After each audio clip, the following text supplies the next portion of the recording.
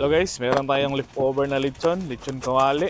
Gawain lang natin maliliit. Gawin natin pangsahog sa ginisang sitaw natin. Sayang naman yung natirang lechon, di na siya crispy. At may nabili akong sitaw sa palengke. Perfect match nito. At ito na yung pangsahog natin. Mainit lang tayong kawali, lagyan natin mantika. Make sure na mainit yung kawali natin para hindi dumikit.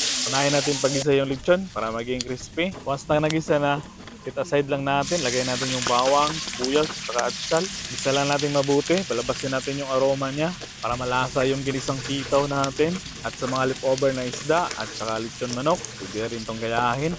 Once na nagisa na ng mabuti, lagay na natin sitaw natin. Make sure na hugasang mabuti at saka salain. Lagyan ng toyo, oyster sauce, at saka pampalasa natin.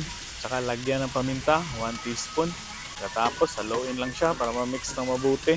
Siguradong pabdami ka ng kain nito. At saka hintayin lang natin to malambot yung sitaw natin. Takpan lang siya. At i-check lang natin yung niluluto natin. At saka haluin lang para pantay yung paggaluto niya. Sarap daw yung sitaw natin. Gamot sa paa. Kayo na bahala kung medyo masabaw or tuyo gusto nyo. At saka takpan lang natin. Last kulo na to. Once na kumulo na, halo-haloin lang siya. Ito na yung sitaw natin. Ito na yung kanin dyan. Tara, kain. At saka salamat sa laging suporta guys. Thank you.